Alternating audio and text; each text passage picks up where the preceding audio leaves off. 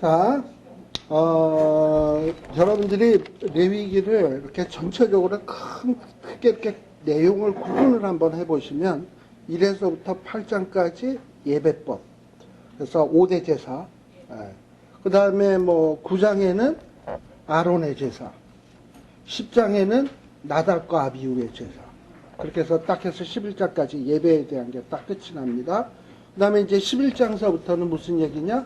정결법. 그러니까 예배 드리는 공동체가 어떻게 정결하게 보존될 것인가 하는 정결법에 대한 얘기예요.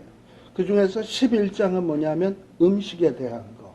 음식에 대한 거. 그 다음에 이제 12장에는 이제 뭐에 대한 얘기가 나오느냐 하면은, 산모에 대한 얘기예요. 자, 산모는 보통 뭐 하는 게 산모입니까? 생육하고 번성하는데 주도적인 역할을 하는 게 이제 산모에 하는 일이에요. 생육하고 번성. 그렇잖아요. 예? 그래서 애 낳는 일을 하잖아요. 근데 이제 이 생육하고 번성하는 일에 이 산모가 어떻게 보면 생육 번성이 축복이긴 한데 창세기에서 타락하고 난 다음에 그 생육하고 번성하는데 뭐가 이렇게 이제 끼어들어왔어. 고통이. 해산의 고통. 그러다 보니까 이 애를 낳을 때, 죄로 인해서 이제 애를 낳을 때 산모는 극심한 이 고통을 겪습니다. 근데 고통을 겪는다라는 것은 예전 같으면 좀 더 유연하게 잘 낳을 수 있었던 것을 하나님이 저주로 인해서 힘들게 낳도록 하기 위해서 모든 것을 힘들게 하다 보니까 애를 낳다가 힘줘 하다가 막 혈관이 터지기도 하고 살 같은 게 찢어지기도 하고 이러잖아요. 이러면서 이제 여자들이 고통을 겪게 되는 거거든요. 그러다 보니까 이 피 같은 게 살이 찢어지고 피가 나고 이런 것들이 나는 것이 뭐냐면 피는 생명인데 원래 피는 혈관으로만 다니는 게 이게 정상적인 거야. 그 피가 깨끗한 건데 혈관이 파열돼서 바깥으로 나오는 것은 이미 이게 부패되기 시작하는 거예요. 그래서 부정한 것으로 취급을 하거든. 그러다 보니까 이 산모들이 애 낳는 과정에서 뭐 양수가 터져 나온다든지, 어떤 피가 나온다든지, 그런 것들은 신체의 일부가 파열되는 거거든요. 혈관이 파열되고, 이런 것들이 일종의 다 어떻게 보면 어떤 죄의 형벌, 죄의 대가로 본 거예요. 그러면서 뭔가 그것이 부정한 것이요. 우리가 시체를 만지면 부정했듯이 사실 뭐 생육하고 번성이라는 것은 원래는 하나님이 주신 목적이 축복이에요. 축복이었던 것이 범죄함으로 인해서 거기에 어떤 고통이 뒤따르게 되고 어떤 죄의 형벌이 뒤따르게 된 것이지 원래는 축복이에요. 애를 낳고 안 낳고 이거 굉장히 이건 하나님의 축복이다. 근데 애 낳는 게 그럼 죄인가? 여기 이런 걸 보다 뭐 애 낳는 게 죄인가? 이렇게 생각하는데 애 낳는 게 죄가 아니라 그때 흘려지는 피, 파열, 어떤 이런 고통 이런 것들이 신앙적 의식상으로 보면 죄의 형벌로 주어진 것이기 때문에 성경에서는 부정한 것으로 간주한다라는 것입니다. 그래서 그거를 염두에다 두시고 보셔야지, 산모가 애 낳는 것은 성경에서 부정하게 취급한다더라. 이렇게 얘기를 하셔는 안 돼요. 그래서 애 낳는 것은 부정하다.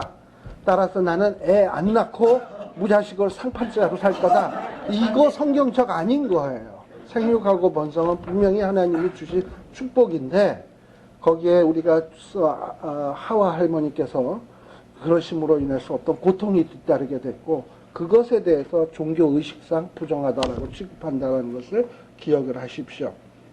자, 그래서 12장에 보면 그리고 또 이 산모나 갓 태어난 아이는 산모나 아이는 굉장히 이 위생적인 면에 있어서 취약해요. 산모도 이렇게 파열되면서 피가 나고 그리고 막 힘주면서 마디 같은 것들이 다 늘어나고 이러면서 굉장히 신체적으로 취약한 상황이고 또 어린아이도 엄마 뱃속에서 보호만 받고 있다가 이 세상으로 나오게 되면 굉장히 이게 취약하거든요. 그러니까 특별히 위생적으로 잘 보존을 해줘야 돼요. 이스라엘 백성들이 잘 생육하고 번성을 해야 예배드리는 공동체가 영원히 존재하지. 이것들이 일대에서 끝나버리고 만다면 이게 되겠습니까? 안 되는 거지. 참 이런 걸 생각하면서 우리들도 뭐 또 생각을 해야 되냐면, 특별히 이 교포 사회에 있는 교회는 말이죠. 예배드리는 공동체가 1세, 1.5세까지는 근근히 명맥을 유지하는데 2세, 3세 되게 되면 우리들이 세웠던 교회들이 과연 계속 유지되고 보존될까라는 거예요. 과거에 유럽의 네덜란드, 프랑스, 독일 이런 데서도 다 이 미국으로 이민들을 왔어요. 근데 거기 있는 사람들이 다 자기네들의 교회들을 세웠어요. 프랑스 사람은 프랑스 교회, 네덜란드 사람은 네덜란드 교회, 다 자기네들 교회를 세웠어요. 처음에는. 그랬는데 이게 3대를 못 가더라고요. 다 없어지고 그냥 미국 교회로 그냥 다 통합이 돼 버렸어요. 근데 우리 아시아는 뭐 백인 애들이야 서로 생긴 게 비슷하니까 통합되기가 쉽겠지만, 우리 아시안들은 좀 그래도 조금 다르게 생겼으니까는 좀 오래 가지 않을까 싶은데, 글쎄요, 과연 몇 대나 갈까요? 근데 아무튼 예배 드리는 공동체가 계속 존재한다는 것은 참 중요한 문제예요. 그래서 전도해서 공동체를 키워야 되는 것이고, 또 교육, 자녀를 교육해서, 그러니까 전도는 수평적으로 팽창이라면 교육은 수직적으로 팽창을 하는 거예요. 그래서 자꾸 이렇게 해서 자녀들을 잘 양육을 해서 자녀들이 부모의 신앙을 이 뒤를 이어서 그 교회를 지키도록 하고, 이런 것들을 우리들이 좀 생각해야 되겠다라는 생각이 좀 들었습니다. 자, 아무튼 이 12장에 보면, 거기에 보면 여자가 여인이 잉태하여 남자를 낳으면, 2절에 보게 되면 남자를 낳으면 7일 동안 부정하다. 보통 애를 낳으면요, 며칠 동안 부정하다라고 생각을 했냐 하면 40일간 부정하다라고 얘기를 합니다. 여자가 애를 낳으면요. 그 중에서 40일 가운데서 특히 이제 남자와 여자를 구분을 했어요. 남자를 낳았을 때 40일, 여자애를 낳았을 때는 80일 부정한 것으로 해요. 기분 나쁘죠? 여자를 낳았을 때 80일, 남자는 40일, 남자애를 낳았을 때, 이렇게 조금 이따 제가 한번 설명을 드릴게요. 일단 남자를 낳았을 때 40일이 부정하다라고 했는데, 어떻게 부정하냐? 7일은 절대 부정일이야. 절대 부정일. 7일간은 아주 그냥 이거는 아주 절대적으로 부정한 일이고, 그 다음에 나머지 33일, 7일 빼고 33일은 이제 절대 부정은 벗어났지만 어떤 그 성소에 들어가서 예배 드릴 만큼 깨끗하지는 못한 상태. 그래가지고 성소에 들어가려면, 여자도 성소에 성막 있는 데 가서 예배를 보려면 최소 며칠이 지나야 되냐? 40일이 지나야 돼. 40일. 근데 우리가 알다시피 성경에서 보면 이 40이라고 하는 숫자는 굉장히 좀 의미가 참 많아요. 시련, 훈련의 숫자예요. 40일이라고 하는 것은. 우리가 알다시피 이스라엘 백성들이 광야에서 떠돌이 생활하는 것도 40일. 우리 예수님께서 광야에서 금식하시는 기간도 40일. 모세가 애굽 사람을 때려 눕히고 광야에 나가서 하나님 부르심 받을 때까지도 40일. 자, 그래서 이 40일이란 뭐냐? 하나님이 훈련시키고 연단시키시고 새롭게 만드는 기간을 보통 40일로 보는 거예요. 근데 그 40일을 지금 여기 남자아이를 낳았을 때 그대로 적용을 시키고 있는 겁니다. 그래서 여기에 보면 남자아이를 낳았을 때 7일은 부정하다. 처음에 얘기하고, 그리고 경도할 때와 같이 부정하고, 3절에 보면 이제 며칠에는 비로소 깨끗해지느냐? 제8일. 8이라고 하는 숫자는요, 성경에서 이 8이라고 하는 숫자는 새로운 출발을 이야기를 합니다. 새로운 출발을 얘기하는 게 8일이에요. 우리가 보통 일주일이 7일이잖아요. 그리고 다음 첫 새 날이 뭐냐 하면 8일이거든. 예수님이 십자가에 못 박혀 죽으시고 안식일에 무덤 속에 계셨고, 그 다음에 언제 부활하셨죠? 안식 후 첫날. 그러니까 안식 후 첫날은 뭐냐면 안식일이 토요일이고 안식 후 첫날은 썬데이거든요. 원래 일, 월, 화, 수, 목, 금, 토, 칠 끝나고 그 다음 또 썬데이니까 이게 8일째 되는 날인데 이게 안식 후 첫날이거든요. 그래서 뭔가 부활의 날, 새로운 출발의 날이 이게 8이라고 하는 숫자예요. 그러니까 아까 7일이 절대 부정의 기간이었다 그랬잖아. 그러니까 애도 그때는 부정이에요. 그런데 이제 8일째 되는 날은 뭘 하냐 하면 할례를 행하잖아. 할례는 뭐냐면 옛것은 잘라버린다라는 뜻이잖아요. 그리고 옛것을 끊어버린다라는 뜻이거든요. 그리고 이제는 옛것은 끊어버리고 새로운 출발을 하겠다라는 어떤 신앙 고백적 의미예요. 할례를 행하는 것은. 그래서 남자의 양피를 잘라냄으로써 나는 더러운 것, 예전에 못된 것들 다 끊어버리고 이제 하나님 앞에 새롭게 출발하겠습니다라는 다짐의 표거든요. 그런 면에서 이 할례는 새로운 출발인데, 이렇게 이스라엘 백성이 엄마가 애를 낳았으면 애가 7일 동안은 부정하지만 8일째 할례를 받음으로써 이제 비로소 하나님의 백성 공동체로서 새롭게 출발하겠습니다라는 의미예요. 그래서 이 8이라고 하는 숫자입니다. 제가 아까 여자는 80일이 부정하다 그랬는데 그건 왜 그러냐? 다 곱이야. 절대 부정일 기간이 뭐냐면 남자는 7일인데 여자는 14일이에요. 그리고 나머지 부정의 기간이 남자는 33일인데 비해서 여자는 66일이에요. 그래가지고 80일이 되는 거야. 아니 왜 여자는 꽃배기인가? 이렇게 생각이 들는지 모르겠는데 모르겠어요. 의학적으로 맞는 얘기인지 어떤 얘기인지 모르는데 성경 주석가들이 써놓기로는 뭐냐면 보통 산모가 여자아이를 낳을 때 산혈이 더 많다네. 그래요? 저는 모르겠어요.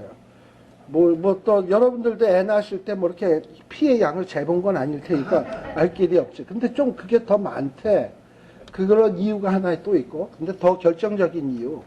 남자아이인 경우에는 할례를 행함으로써 뭔가 이전 것을 끊어버리는 의식으로 인해서 좀 더 깨끗해졌다라는 의미가 등장한다는 거예요.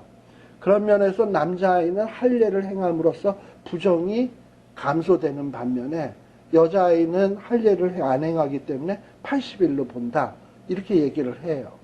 아무튼 이런 식으로 어쨌든 이 성경에서는 이렇게 여자아이와 남자아이를 구분하고 있는데 그것은 남녀를 차별하기 위해서가 아니라 하나의 의식상의 예다라는 것을 우리들이 생각할 필요가 있습니다.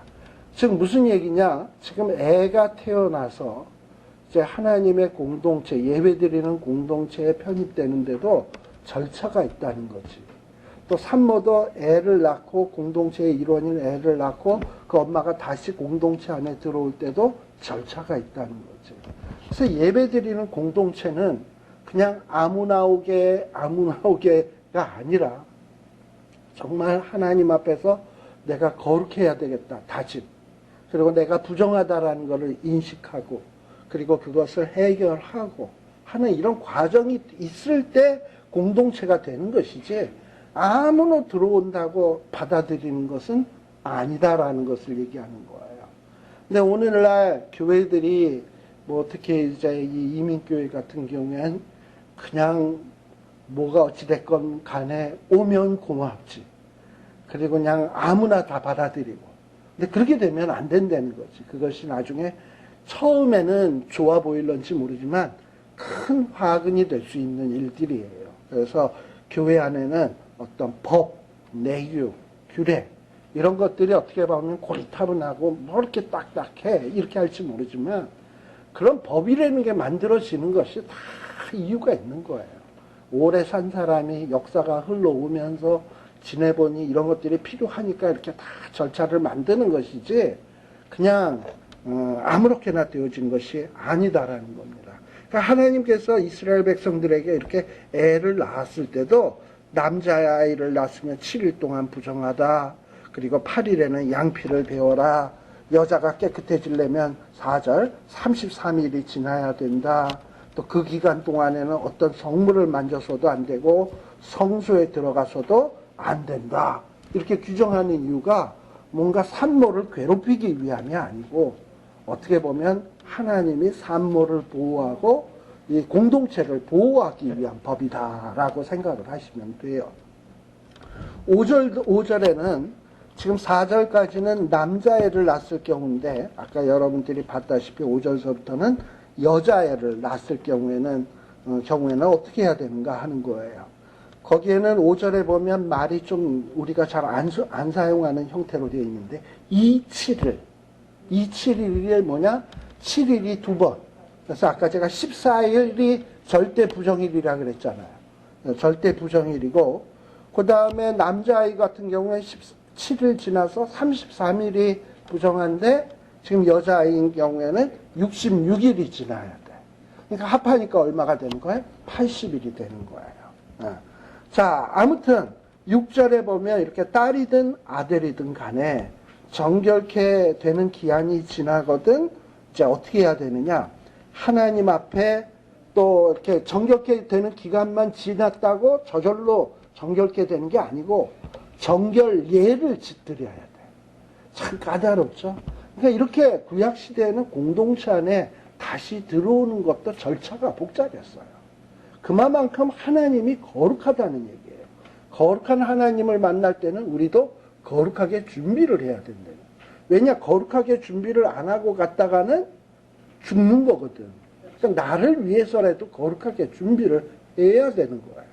그래서 이 공동체 안에 들어오려면 이렇게 거룩한 준비를 해야 되는데 이 정결 기간이 지난 다음에 해야 될 일이 뭐냐? 첫 번째는 속죄제를 드려야 되고요. 두 번째는 번제를 드려야 돼요. 번제와 속죄제를 드려서 하나님 앞에 제사를 드리게 되어 있습니다. 뭘 먼저 드릴까요? 7절에 보게 되면 먼저 드려야 될 것이 뭐냐면 속죄제를 먼저 드리고요. 두 번째는 그 다음에 8절에 보게 되면 번제를 드리도록 되어 있어요. 번제는 무슨 상징이라 그랬죠? 헌신. 자, 헌신은 하나님 앞에 드리는 거잖아. 근데 드리는데 죄가 있이 드리면 돼요, 안 돼요? 그건 뭐 하나님께서 안 받는 거지. 그러니까 반드시 번제를 드리기 전에는 뭐가 앞서야 된다? 속죄제가 앞서야 된다라는 거예요. 그래서 속죄제를 드리고 그 다음에 속죄제를 드렸으니까 끝이 아니고 진짜 회개는 뭐냐? 죄를 회개하고 이제 나머지 인생은 예전에는 내가 죄를 따라서 죄에 헌신을 했지만 이제는 누구에게 헌신한다? 하나님에게 헌신하겠습니다라는 다짐까지 있어야 이게 제대로 된 회개라 그랬죠. 그래서 속죄, 번제제를 드리도록 되어 있다라는 거예요. 자, 그런데 속죄제를 위해서는 뭘 준비하게 되어 있냐면 6절에 보게 되면 이거는 특별한 속죄제입니다. 뭐냐면 여자가 애를 낳고 난 다음에 그 죄의 문제를 해결하기 위한 속죄제거든요. 그때 드리는 제물은 소나 양, 염소 이런 건 아니고 비둘기로 드리게 돼 있어요. 산비둘기든 집비둘기든. 근데 이거는 뭐 그 여자가 신분 고하, 그러니까 여자가 뭐 높은 족장의 부인이건 아니면 평민의 부인이건 관계없이 누구나 신분 고하를 막론하고 뭘로 드린다? 비둘기로 드린다. 자, 그 얘기는 무슨 얘기냐면 죄의 문제에 있어서 말이죠. 신분 고하를 막론하고 다 죄인이야. 뭐 족장 부인이라고 덜 죄인이고 평민 부인이라고 더 죄인이냐? 하나님 앞에는 똑같이 뭐 할 수밖에 없는 죄인이에요. 그러므로 하나님에게 있어서는 뭐 신분이 높든 낮든 간에 그 죄의 경중을 구분하지 않아. 똑같이 드려라, 비둘기로. 이것도 감사하지. 애를 낳을 때마다 소 한 마리씩 드리라 그랬으면 애 낳는 것도 부담 아니겠습니까? 그래도 또 하나님이 생육하고 번성하라 해놓고서는 맨날 애 낳을 때마다 소로 드리라 그랬으면은 참 이건 뭐 생육하고 번성해서 소만이 드시려고 하나 이렇게 생각할지 모르는데 하나님께서는 애 낳고 난 다음에 속죄제로 뭘로 드려라? 비둘기로 드려라. 그러면 죄의 문제를 해결해 주겠다라는 거예요. 자, 그래서 제사장은 그 산비둘기, 집비둘기를 가지고 오게 되면 제사장이 하나님 앞에 속죄제를 드리면, 자, 그러니까 남자인 경우에는 언제 드린다고요? 애 낳고 40일 지나서. 여자인 경우에는 80일 지나서. 그렇게 해서 제사를 드리는 거예요. 자, 그 다음에는 이제 뭘 또 드리도록 되어 있냐 하면은 8절에 보게 되면 번제를 드리도록 되어 있어요. 자, 아까 속죄제인 경우에는 제물의 차이가 없었습니다. 다 비둘기였어요. 그런데 지금 번제인 경우에는 거기에 보면 어린 양, 뭔가 이렇게 차별이 좀 있어요. 그래서 뭔가 좀 잘 사는 사람은 좋은 걸로 드려야 돼. 그리고 없는 사람은 뭘로 드린다?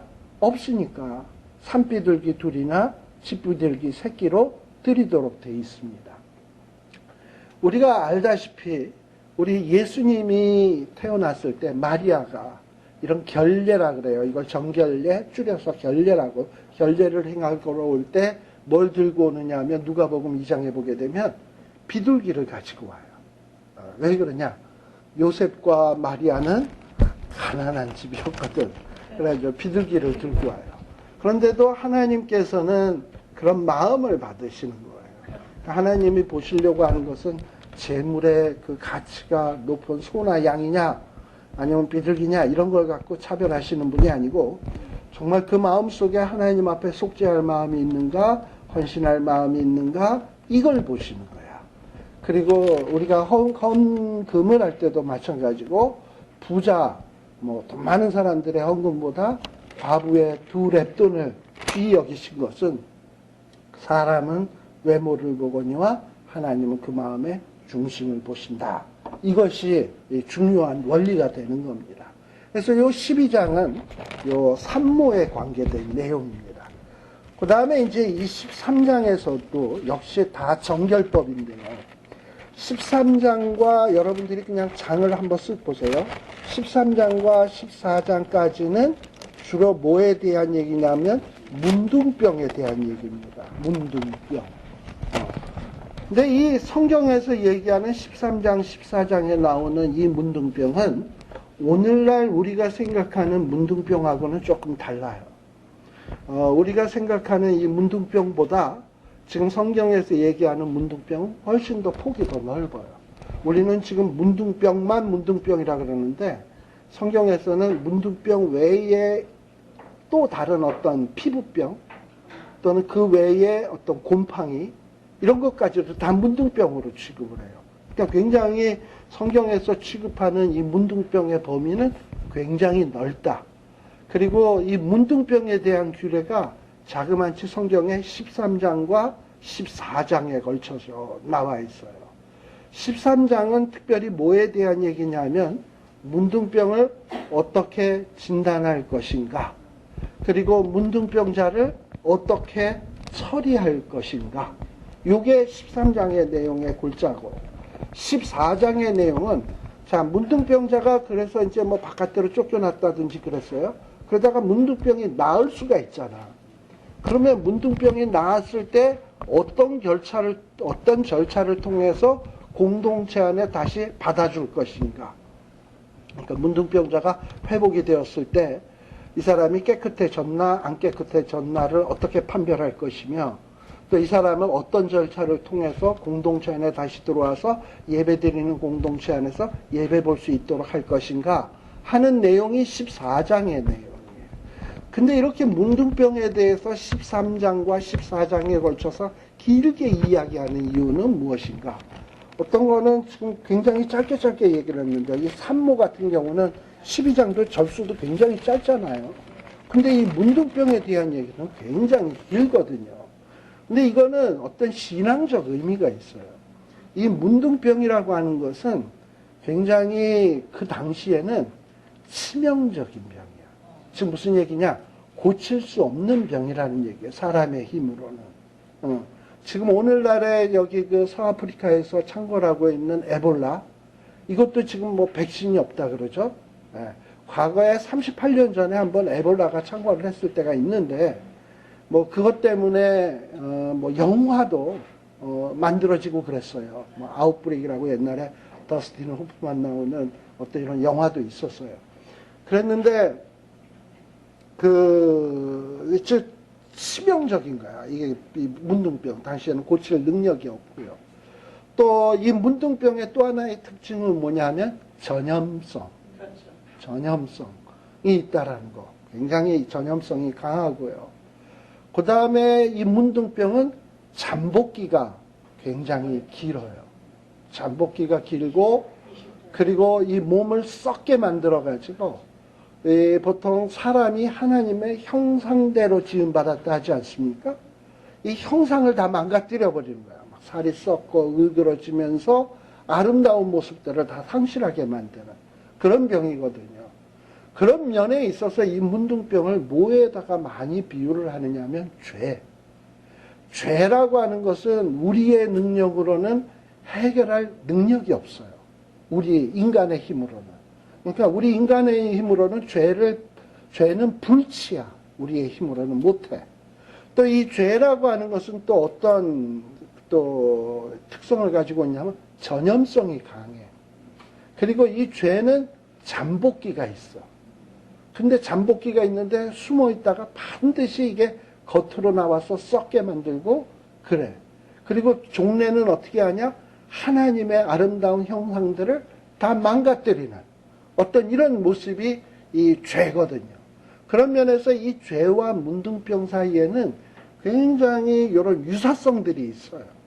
근데 이 하나님의 예배 드리는 공동체를 망가뜨릴 수 있는 가장 무서운 적이 있다면 박테리아도 아니고 어떻게 보면 바이러스도 아니에요. 더 치명적인 것은 성경에서 더 치명적으로 생각하고 있는 것은 죄예요. 이 죄가 공동체 안에 들어오게 되면 이건 뭐 걷잡을 수 없이 불치병에 빠지게 되는 것이고 전염되게 되는 것이고 하나님의 아름다운 공동체의 형상을 완전히 풍지박산 나게 하는 거거든. 그런 면에 있어서 이 죄를 너희들이 문둥병 다루듯이 철저히 다루어야 된다는 걸 교육하기 위해서. 근데 죄는 눈에 안 보이잖아. 근데 문둥병은 눈에 보이잖아요. 그러니까 이 문둥병에 대해서 대처하는 훈련을 자꾸 하다 보면 이 죄에 대한 대처 능력도 생기게 되거든. 그래가지고 하나님께서 이 문둥병에 대한 규례를 굉장히 지금 까다롭게 얘기를 하고 설명을 해주고 있는 거예요. 그럼 하나님이 이렇게 까다롭게 설명을 함으로써 백성들에게 의도하는 효과는 뭐냐? 너희들이 이 문둥병을 이렇게 대처할 때마다 문둥병은 죄와 같은 것이지 우리가 문둥병을 이렇게 싫어하는데 죄는 얼마나 싫어해야 되겠어. 문둥병을 다루는데도 이렇게 철저해야 되는데 죄를 다룰 때는 얼마나 우리가 더 철저해야 돼. 사실 어떻게 보면 문둥병과 죄 어느 놈이 더 무서우냐? 죄가 더 무서운 놈이거든요. 예. 그러면서 뭔가 이스라엘 백성들이 문둥병을 이렇게 대처하면서 죄에 대해서 항거할 수 있는 힘을 키우게 하기 위해서 지금 이 레위기의 13장, 14장에 걸쳐서 이 문둥병에 대해서 길게 이렇게 설명을 하고 있는 겁니다. 그래서 저도 이렇게 이 문둥병에 대한 거를 다시 한번 이렇게 13장, 14장을 보면서 뭐 이렇게까지 이걸 왜 이걸 내가 지금 읽어야 돼 이러고선 생각을 하다가 이만큼 문둥병에 대해서 까다롭게 했다면 우리가 이 죄에 대해서 대처하기 위해서 얼마나 많은 노력이 필요한가 하는 거를 다시금 생각할 수 있도록 하는 이런 계기가 된 내용이 13장과 14장입니다. 그래서 뭔가 이 13장과 14장을 들어갈라니 시간이 애매하고 그래서 이 문둥병은 새로운 주제이기 때문에 다음 시간에 하기로 하고요. 그 다음에 이제 언뜻 한번 보자고요. 15장에는 이제 뭐에 대한 얘기냐 하면은 몸에 대한 유출병입니다. 몸에 대한 유출병이라고 하는 것은 뭐냐면 이 유출병은 몸에서 이렇게 몸에 있는 액, 그러니까는 그 액은 피가 될 수도 있고 무슨 림프액이 될 수도 있고 뭐 고름이나 이런 어떤 몸에서 나오는 어떤 이런 액체류는 다 포함한다고 보시면 돼. 이런 것들이 흐르는 병이에요. 근데 이런 병들은 주로 이 당시에는 뭘 유출병이라고 했냐면 일종의 성병이에요. 이런 성병에 해당되는 내용들, 이런 것들을 또 이런 성과 관계된 어떤 이런 액들, 이런 것들에 대한 얘기가 15장에 나오는 내용입니다. 그래서 이런 것들을 특별히 잘 대처를 할 것. 그 다음에 이제 그래서 16장에는 속죄일에 대한 얘기가 나와요. 속죄일. 자, 그래서 이 속죄일은 뭐에 대한 얘기냐 하면은 사람이 제가 지난번에도 얘기했습니다만 자기가 부정한 것을 만진 것을 아는 사람은 자기가 부정하게 됐다라는 것을 알고 하나님 앞에 속죄제를 드립니다. 그러면서 해결을 봐요. 근데 어떤 경우에는 부정한 것을 내가 만졌는데 모르고 있을 수가 있잖아. 그러면 이 사람은 부정한 건데 자기가 부정한 걸 모르는 거 아닙니까? 근데 그런 상태로 계속 있을 수는 없잖아. 그래서 그걸 대비하기 위해서 1년에 한 번 욤 키푸르라 그래가지고 속죄일을 예비해서 사람들이 모르고 지었던, 모든 백성들이 모르고 지었던 어떤 이런 죄까지도 해결을 볼 수 있는 대속죄일을 만들어가지고 제사장이 속죄제를 드리는 거예요. 그러면 모르고 지었던 죄까지도 해결을 보는 거예요. 그러니까 최소한 1년에 한 번 뭐 하는 거냐면 이스라엘 예배드리는 공동체 안에 대청소하는 날이야. 쉽게 얘기하면 대청소를 통해서 예배드리는 공동체 안에 있는 죄의 문제를 해결한 보는 거예요. 이렇게 우리가 조금 보다시피 우리 아까 11장에 보면 예배드리는 공동체는 먹는 것도 구별되게, 그리고 뭐 또 하나님의 말씀 묵상하면서 마음으로, 그 다음에 뭐 또 그 먹는 거 다음에 뭐 있었죠? 애 낳을 때도 공동체 안에 새로운 신생아가 편입될 때도 절차를 거쳐서, 그리고 그 다음에 문둥병 같은 걸 통해서 죄의 문제를 얼마나 엄격히 다루어야 되는가, 어떤 성적인 문제도 얼마나 엄격히 다루어야 되는가, 그러고서 우리가 알지 못하는 조그만 죄까지도 우리가 어떻게 처리를 해야 되는가, 대속죄를 통해서 대청소를 통해서 처리하고, 이래서 뭔가 예배드리는 공동체는 죄로부터 구별된 거룩한 공동체가 되어서 하나님 앞에 거룩하게 예배드려야 된다라는 것을 이 레위기가 15, 16, 17장까지 계속해서 가르치는 거예요. 그 다음에 이 18장에서부터는 뭐 하는 거냐? 그렇다면 우리의 생활로는 어떻게 예배드릴 것인가 하는 얘기로 또 넘어가게 되는 겁니다. 그래서 우리가 성경을 읽을 때는 그냥 한 장 한 장 읽는 것도 중요하지만, 내가 지금 어떤 흐름 속에서 내가 지금 이 장을 읽고 있지? 요걸 좀 생각을 하면서 읽는 게 성경을 읽는데 큰 도움이 되어집니다. 아셨죠? 자, 기도하고 마치겠습니다. 하나님 아버지 감사합니다. 오늘도 이렇게 저희들을 불러 모아주시고 이 레위기의 말씀을 통해서 예배드리는 공동체를 어떻게 유지하며 또 어떻게 구별하며 어떻게 우리들이 이것을 잘 보존해야 되는지 깨우쳐 주심을 감사합니다. 하나님 아버지, 이제 알았사오니 우리 삶 가운데서 이를 실천할 수 있도록 하여 주시고 정말 하나님 앞에 거룩한 공동체, 거룩한 교회, 거룩한 우리 성도들의 모임을 이루어가는 저희들이 되게 하여 주시옵소서. 예수님 이름으로 기도드리옵나이다. 아멘. 마치겠습니다. 예.